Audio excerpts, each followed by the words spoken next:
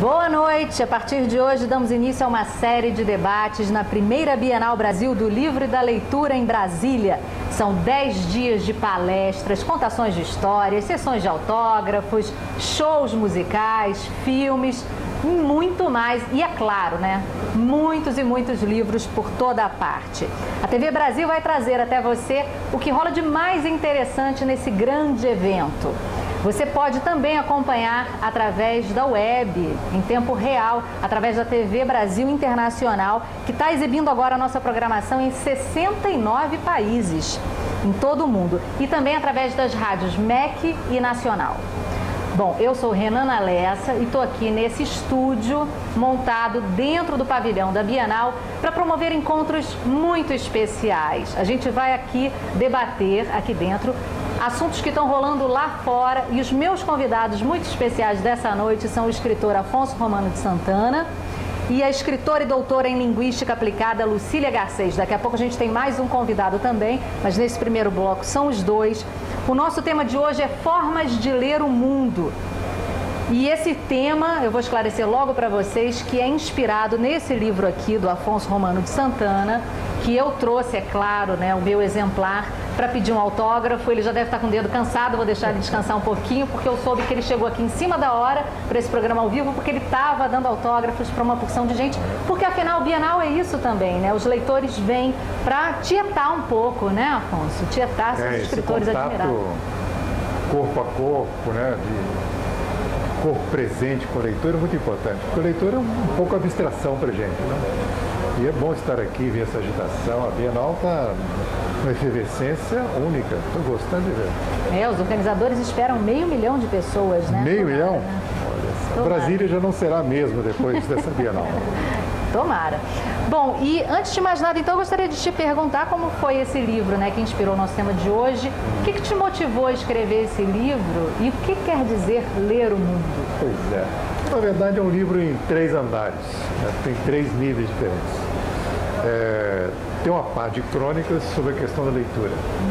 Como eu viajei muito para a Europa, para a Ásia, Estados Unidos, na América Latina, quando eu fui presidente da Biblioteca Nacional, então eu tive a oportunidade de, ao mesmo tempo, conhecer as maiores bibliotecas do mundo, mas conhecer os diversos projetos de leitura que estavam rolando aqui e acolá. Então, uma série de crônicas sobre o que eu vi a respeito da leitura na Colômbia, no Chile, na Venezuela, no México e etc. Por outro lado, tem uns textos também teóricos, que seriam aulas magistrais ou aulas inaugurais que eu dei em algumas universidades, abordando assuntos que dizem respeito à linguística, a nossa forma de pensar, coisas mais teóricas. E, por fim, é um depoimento também, a parte final do livro, um depoimento sobre os 6 anos que eu passei na Biblioteca Nacional, que eu acho que é uma experiência muito rica, foi muito rica para mim. Na década de 90, não é? De 91 a 96, né? Peguei Collor, Itamar, Fernando Henrique e 6 ministros da cultura. Então dá para você ter uma ideia do carnaval, a dificuldade que era mexer com a cultura nesse tempo. Então eu achei importante registrar as perplexidades, né, as fantasias, os sonhos e os projetos que, enfim, foram realizados. Eu acho muito interessante uma passagem que você fala do seu porteiro, né? Que você chegou na garagem e que ele perguntou se uma cidade de 20 mil habitantes, era isso? 30 mil, se merecia uma biblioteca, né? E era Mulungu. Quer dizer, você fala Mulungu, na países, Paraíba. Né? Deve ter gente ouvindo aqui, né, em Mulungu. Você sabia que há pouco... Mulungu tem uma biblioteca hoje? Hoje, imagino que tenha, porque eu recebi uma carta, imagina, quase 20 anos depois dessa crônica, me escreveu a filha desse porteiro, que é professor de português. Uma outra filha. E a outra filha também fez a universidade. E ele até, depois que saiu do meu prédio, foi para Mulungu, parece que ele se candidatou a vereador.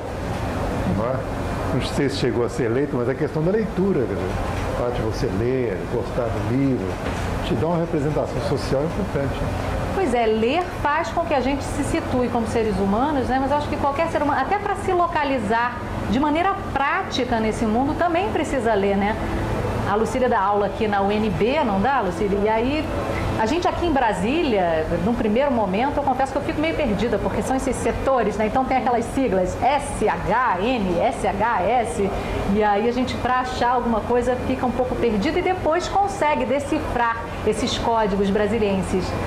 E aí, decifrar o mundo também é importante. O que muda na vida de um ser humano quando ele passa a ler? Olha, eu acho que a pessoa que termina um livro, que chega ao fim de um livro, ela é outra pessoa, certo? Porque ela passa por uma experiência cognitiva, por uma experiência emotiva, por uma experiência de se colocar no lugar do outro e de viver experiências do outro. Ela passa por um diálogo intenso com o próprio escritor e com as ideias que ele coloca ali, que ela cresce.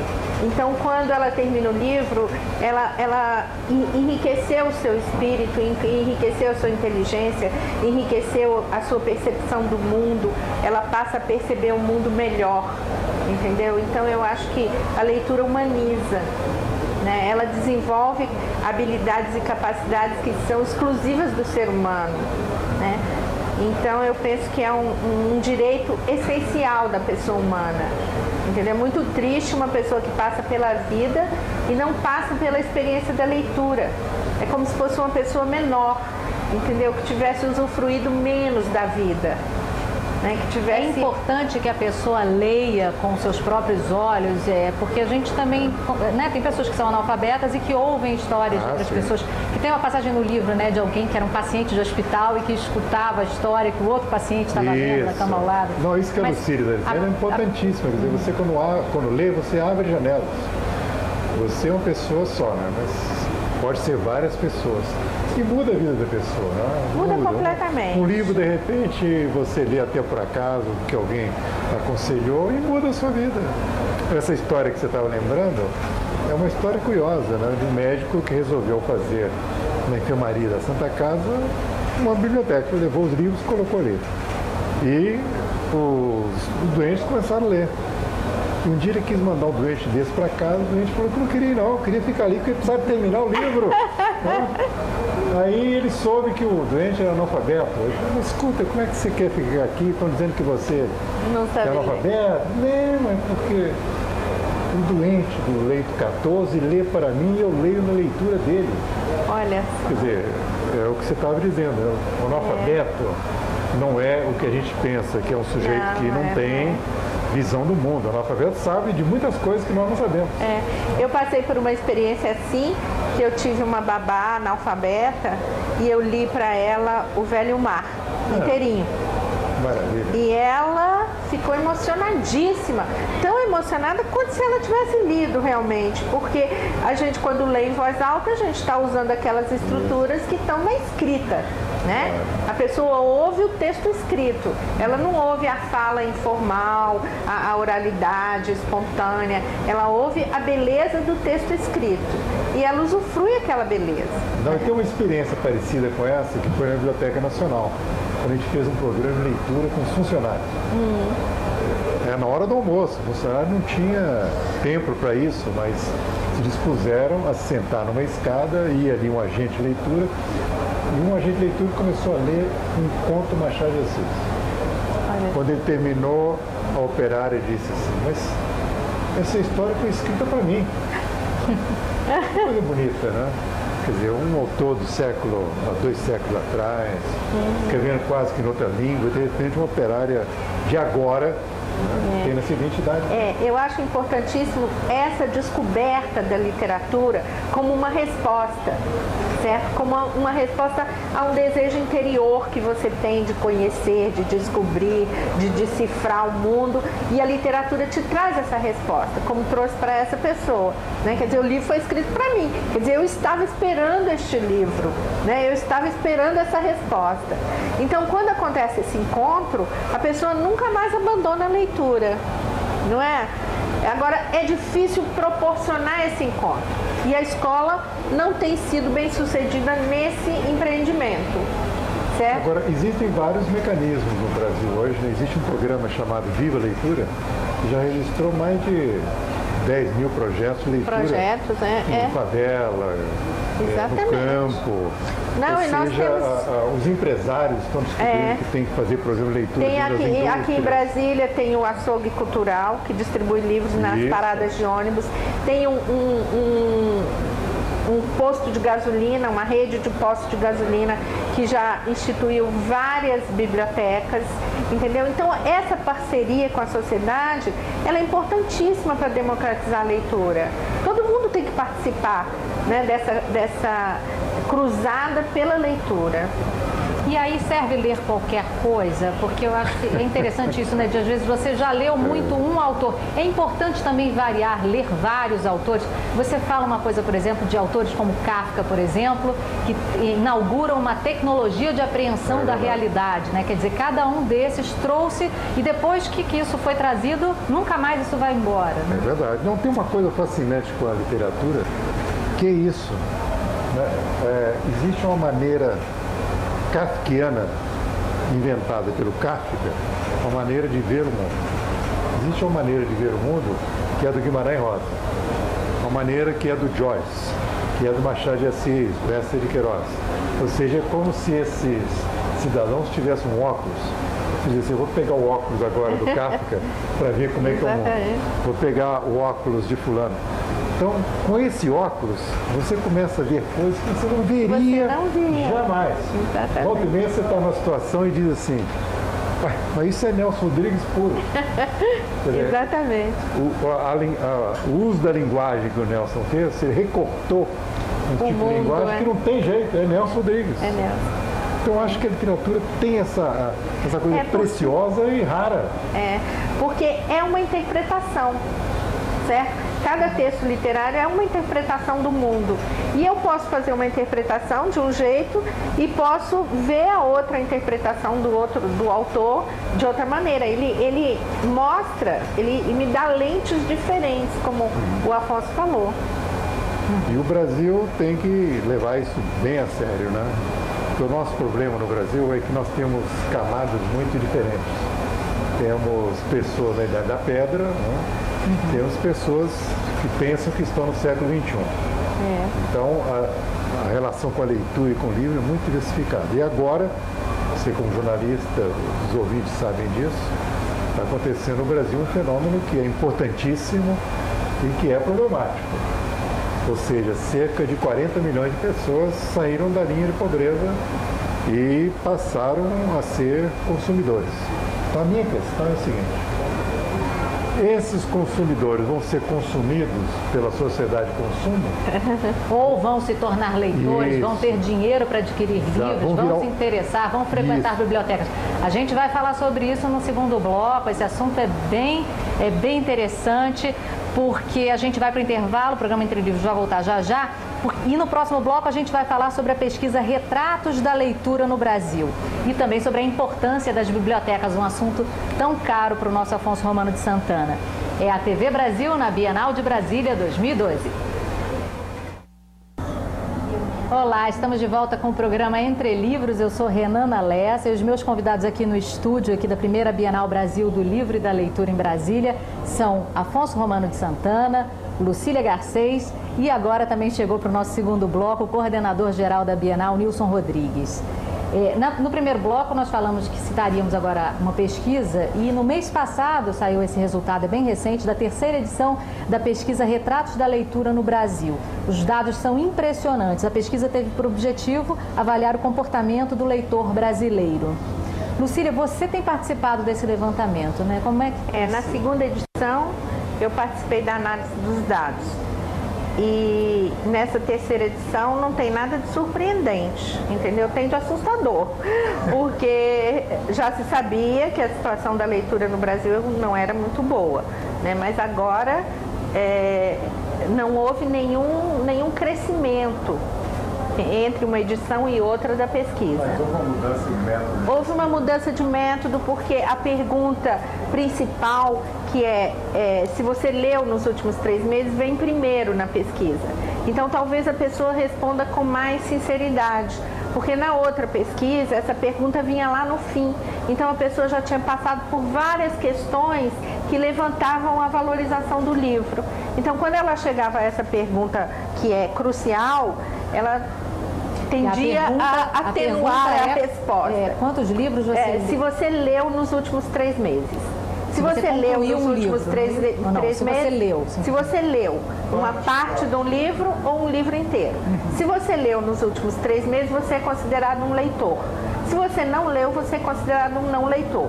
O que também é problemático, porque, por exemplo, um médico pode ficar 3 meses sem ler literatura, mas está lendo revistas técnicas, está lendo, enfim, textos científicos, enfim. Ou pode ter lido muito durante toda a vida e naqueles 3 meses não ter lido, entendeu? Mas é um retrato, entendeu? E é um retrato trágico. E quais são os números? Os números são tristes, porque 50% da população é de não leitores. 75% nunca entrou numa biblioteca. E mais grave ainda, quando perguntados o que faria você ir a uma biblioteca, 33% disseram que nada. Pode fazer o que for na biblioteca, que ele não vai. Ele não vai à biblioteca. Então isso é muito grave, porque a imagem das bibliotecas está muito ruim. Será que são pessoas que jamais estiveram numa biblioteca? 75% nunca foram a uma biblioteca.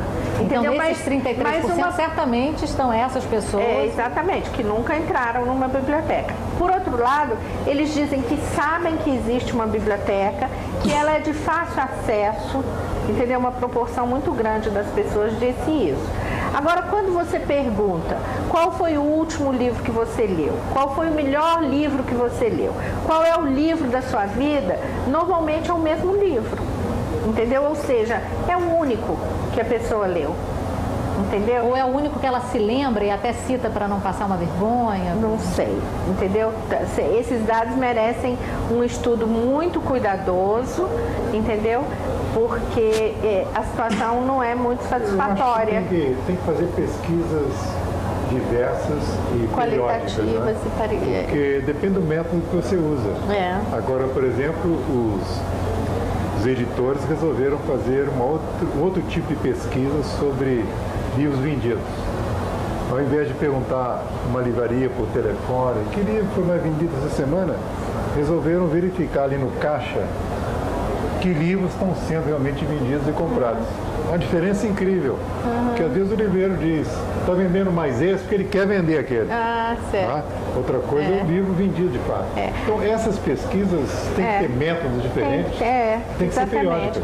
Tem que ter também uma pesquisa qualitativa, que converse informalmente com a pessoa, entendeu? Que pegue vários segmentos sociais para ter um quadro mais né, correto. Agora, a pesquisa mostrou também que a maioria dos leitores está na faixa escolar, entre 7 e 18, 20 anos. E depois eles abandonam a leitura. Então, a grande questão que fica é que escola é essa que não forma leitores duradouros, que não forma leitores para a vida inteira, entendeu? Então, o sujeito, enquanto está na escola, ele lê porque é obrigado, porque é induzido, porque é estimulado, mas assim que ele abandona a escola, ele abandona a leitura também. Talvez a qualidade da leitura na escola não seja uma qualidade satisfatória. E talvez, e isso é quase uma certeza, os nossos professores não sejam apaixonados pela leitura, porque você só contamina a sua paixão se você é realmente apaixonado pela leitura. E os pais também, ninguém consegue fingir, né? Os pais também. E agora nessa pesquisa... Aqui, eu estou achando muito interessante, a gente aqui tem, né, consegue visualizar as pessoas indo para lá e para cá, muitos pais trazendo seus filhos, né, Nilson? Isso é muito bonito. Pais também devem ler na frente dos filhos. Eu tenho essa preocupação, porque eu costumava às vezes ficar lendo num momento assim de mais paz, né? Então às vezes me trancava num lugar e depois eu pensei, não, eu tenho que ler na frente da minha filha. Para essa minha filha ver que eu sou apaixonada por livro, que eu gosto de ler. E aí já convidei, a minha filha tem 2 anos de idade só, mas a escola dela, Éden, lá no Rio de Janeiro, é uma escola que eu escolhi porque é preocupadíssima em formar leitores. E aí aqui a Bienal também forma leitores, essa é a intenção?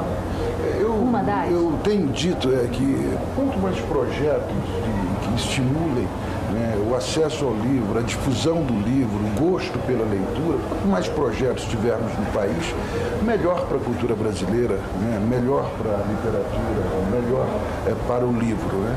Agora, quanto à biblioteca, eu quero fazer um comentário. Eu acho que as bibliotecas precisam se renovar. A ideia que as pessoas têm de biblioteca é uma ideia muito ruim. Biblioteca é um lugar chato, biblioteca é um lugar de muito silêncio, de gente esquisita, né? De um ambiente ruim, um ambiente chato. A pesquisa mostra então, que as pessoas não querem ir à biblioteca. Eu acho que essa pesquisa ela revela um pouco o que a gente vê por aí. É nós que militamos na cultura, nós que pensamos políticas públicas de cultura, não é diferente o que acontece com relação ao cinema. Qual o percentual de pessoas que já foram à sala de cinema, que entraram na sala de cinema no país? Né? É pequeno, é muito pequeno. A pesquisa Retratos da Leitura pergunta o que a pessoa gosta de fazer no tempo livre. Entende? Só 7% gosta de ir ao cinema. E outro, o acesso ao cinema também é muito limitado. O acesso ao teatro é muito limitado. Né? Em torno de 90% da população não frequenta cinema. Menos ainda frequenta teatro. Então é um quadro que impõe desafios. Desafios para todos nós, os que são gestores públicos, para nós que somos, no caso do Afonso, intelectual, poeta, não é? Para nós que militamos na cultura, que somos produtores culturais, é um desafio muito grande. Né? Agora, a Bienal, o que a Bienal tem a ver com isso? No nosso caso, quando optamos por fazer essa Bienal em Brasília, é que está o coração do país, o coração político, nós estamos aqui na esplanada dos ministérios, nós temos que ter políticas públicas que deem conta disso. Eu dei uma entrevista ontem, que saiu hoje na Folha de São Paulo, tem uma fala minha que eu disse que o Ministério da Cultura não avançou na mesma velocidade que as outras políticas avançaram nos últimos 10 anos. Nós avançamos na distribuição de renda, na geração de emprego, né? no cobertor social, nós avançamos na educação. Agora, a cultura não acompanhou isso. Não me parece razoável nós termos um Minha Casa Minha Vida, nós temos programas consistentes de reintegração social ou de integração social sem a cultura presente.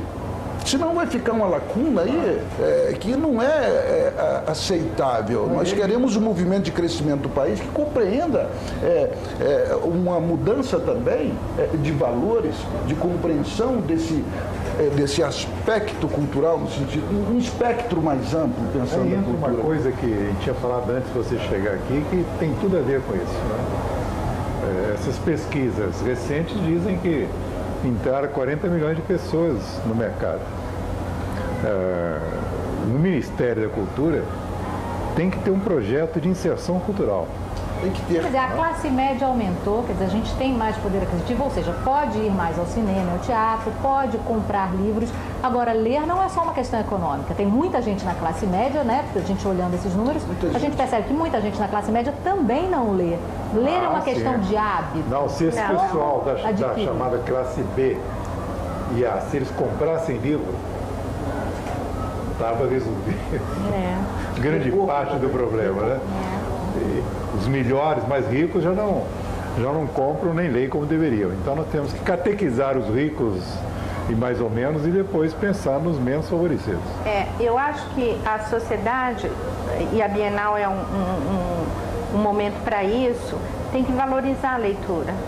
Certo? Tem que ser um bem simbólico, valorizado por todos.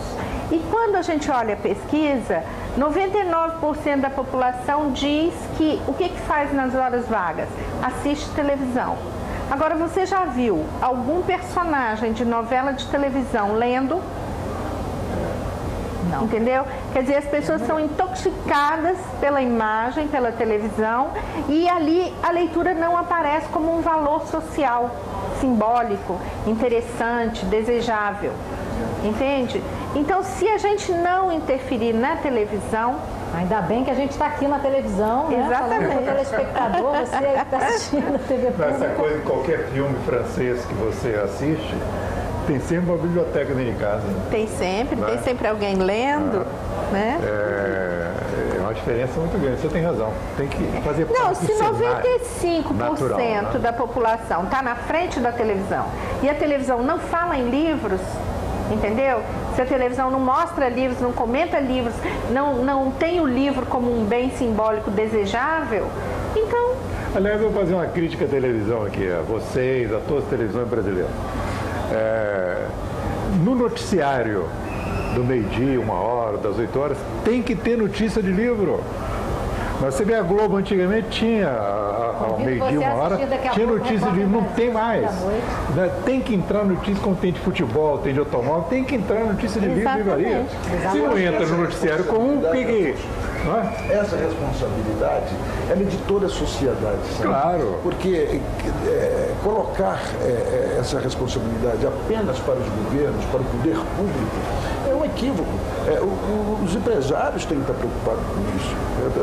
Toda a sociedade tem que estar. Os sindicatos de trabalhadores, os sindicatos patronais, têm que estar preocupados com isso. O conhecimento é um patrimônio coletivo. Quer dizer, o acesso à cultura não deve ser privilégio de poucos. Eu acho que esse mantra tem que ser repetido permanentemente. Né? Vamos aproveitar então e mandar um outro mantra agora, porque a gente infelizmente vai ter que encerrar o programa. Olha como o tempo passou rápido, né? Um papo bom. Eu quero que você convide todo mundo para vir à Bienal, que afinal de contas, né, a entrada é franca. É isso, você disse que é para os pais trazerem as crianças, né? Trazer as crianças, os jovens, e tem programação para todos aqui, sabe? Teatro relacionado à literatura, cinema relacionado à literatura, música com cantores e escritores, enfim, venham para a Bienal. Obrigada, Nilson. Venham todos à Bienal. A gente está chegando, infelizmente, aqui ao final. Agradeço muito a presença de todos vocês. Às 7h30 da noite amanhã, a gente está de volta ao vivo aqui com Entre Livros. E a cobertura da Bienal não acaba por aqui, não. Daqui a pouco, às 9 da noite, a gente tem o Repórter Brasil, também falando sobre a Bienal. E às 10 da noite, o programa Sábados Azuis vai falar desse tal açougue que tem tudo a ver com literatura aqui em Brasília. Uma boa noite. É a TV Brasil na Bienal de Brasília 2012.